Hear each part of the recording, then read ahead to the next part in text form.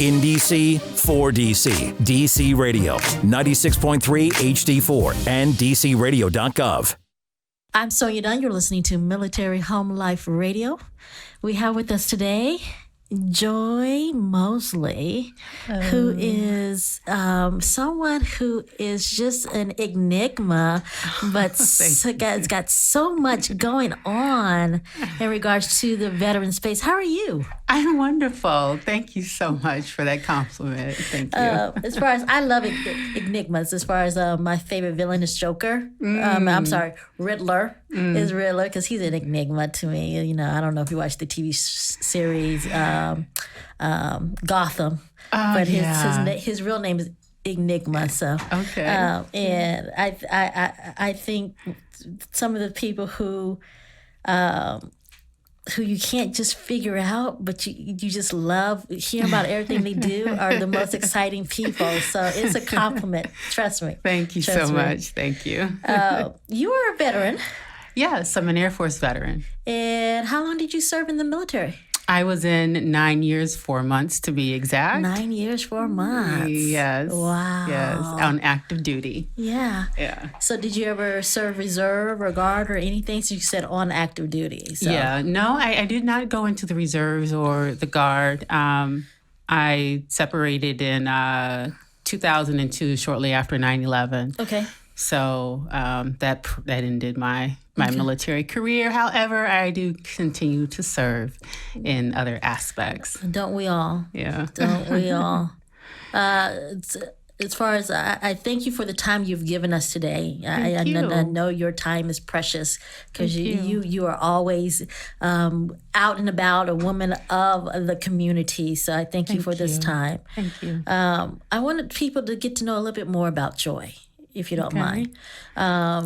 Air Force veteran, but you're also an entrepreneur. Yes, I'm also an entrepreneur. Yes. You're also an advocate. I'm also an advocate and activist. Absolutely. Yeah. And you're also in the media industry as a writer, right? Yeah, something like that. Yeah. Something like that. Getting my feet wet in creative writing and screenwriting. Yeah. So we're going to take it step by step. Okay. We just heard about the veteran piece and the military piece. So let's talk about advocacy and activism. What are you doing these days? Well, I'm currently serving on a few committees. Okay. One in particular is the Congressional Black Caucus Veterans Brain Trust. What's that? Where we organize events. I'm on the Women's Planning Committee. Okay. So we recently had several events this year during the Congressional Black Caucus back in September. Okay. For veterans. And we had the largest turnout in our 31-year history. Ooh. Of 720 veterans. Wow. That came from around the nation to attend our forums, our networking luncheons. That must have been amazing. As well as our award ceremony. Cool. Yeah, absolutely amazing to see the veterans from, different campaigns of war. Yeah. World War II, Vietnam, and of course, the post 9/11 veterans. And we also had a Rosie Riveter. Really? In attendance out of here. At our film screening. Yes. So we had a film screening at the African American Civil War Museum. What was the movie? Invisible Warriors. Is that a documentary? A documentary, as well as the 688. Oh, really? So we showed two films, 2 documentaries. Fabulous, absolutely. The work that they put into that is impeccable. But we had a Rosie Riveter, first time meeting one, and she told her story, and it's awesome. African American Rosie Riveter. African American Rosie Riveter. Get out of here! Talk about an enigma. Talk about an enigma.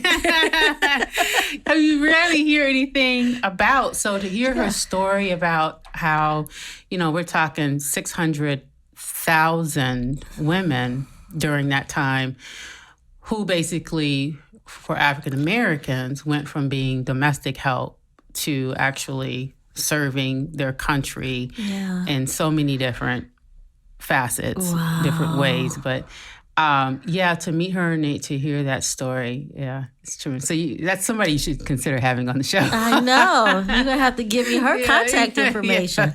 Shoot. Yeah. All right. So what else have you been doing since the convention? Well, writing, and then, really just, I would just have to say taking care of myself, you know, as far as, I'm a mental health advocate. Yes. So I also serve on the Mental Health Advisory Council for the DC VA Medical Center. And just out serving as a life coach to a few veterans, and then just taking care of myself. I mean, that's my mental health is my wealth. Yeah. And I know you and I met during the taping of the PTS awareness special last year. Did. And it's just so important not only to do the show, but to also continue the work after the show. And a part of continuing that work is doing outreach. But most importantly, trying to be an example for others who are currently living with depression, anxiety, and PTSD. On that show, as far as people always knew that you were an advocate, and sometimes, and I'm one of them. I have PTSD, but as far as for similar reasons as you, but not from my military background, but from my childhood. And sometimes you're just not ready to share, but you shared something that was so impactful on that show, which was in regards to as far as some of the roots for your PTSD. And I commend you for that. Thank you. Thank you. So how you say you're taking care of your wellness, how are you doing that? And are you willing to share that again, or do you share that now? I shared it on the show. Yes, I shared it on the show. But since then, I shared it in conversation with others. I totally believe in being transparent about mental health. I think that taking care of your mental health is just as important as taking care of any other aspect of your body. Taking care of your brain, basically, is just as important as taking care of your heart, taking care of your liver, taking care of your pancreas if you have diabetes. But there's this stigma around mental health where it gets kind of touchy. Yes. Nobody really wants to admit that they have issues. They have issues with mental health. It needs to be a Me Too movement in that area. It needs to be definitely a Me Too movement in that area. But the truth of the matter is that one out of 4 adults in the United States currently live with mental illness, and that 1 out of 4 adults are considered to be high functioning individuals. Wow. Right. So. I wouldn't say I'm high functioning. Some people will think that I'm low functioning, but yeah, as far as I can manage my day. There you go. Right, managing your day, and that is a huge part of managing PTSD, anxiety, and depression. For me, I have all 3. So planning my day, managing my emotions, managing my medication, managing my treatment at the VA as well as outside of the VA. So I go to the VA for mental health counseling. I take antidepressants. And but outside of that, I also practice yoga. I run. I try to eat right. I try. I ain't gonna lie on this because I know some people are listening. Be like, "No, girl, Thanksgiving's around the corner." Mm-hmm. So I try to eat right. But then I also, manage my environment. I'm very careful about who I allow into my space, into my life. Into my energy field, because we are spirits with a body. Yep. Not bodies with the spirit. So I am very cautious of my energy flow, because I truly believe that my life is a manifestation of where my energy flows. So hear you on I that. have to be very protective of that. Yeah. Okay, so we're almost out of time, so I want to get some more stuff in. As far as you've talked about your work at the VA with the mental health, but you're also an advocate for women veterans, also at the VA. So what's some of the stuff you're doing in that space? Well, let me just back up. I don't work for the VA. I know you don't work for the VA, but and the Mental Health Advisory Council is a council that we're not a part of the VA. But we work very closly with the VA. I thought it was an actual advisory council for the VA. Yeah. It's kind of like it's a nonprofit that supports the services. Is that what we're talking about? We are a group of veterans who volunteer in a variety of ways. We provide we have an information table at the VA where we provide information on mental health and different community events. We have several very strong advocates, Ms. Patricia Craig, Mr. Andrew Little, who do a lot of work behind the scenes on various levels of advocacy. So we're not a part of the VA, but make no mistake about it, we have an influence at the VA. And we are very vocal about the mental health services, the quality, the equality and equity of mental health services at the VA. And what about some of the advocacy work that you do for women veterans? I could probably do better in that area, honestly. Okay. So, why do you say that? Well, I really don't belong to any particular organization when it comes to advocacy.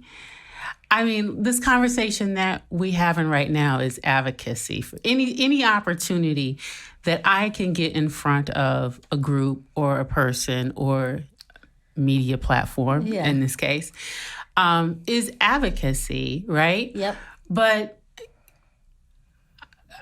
connecting with a group of women would probably be a little better approach at doing it. But I'm always an advocate. I mean, that's what I do. I mean, that's just how I live. Yeah. I try to educate women as much as possible on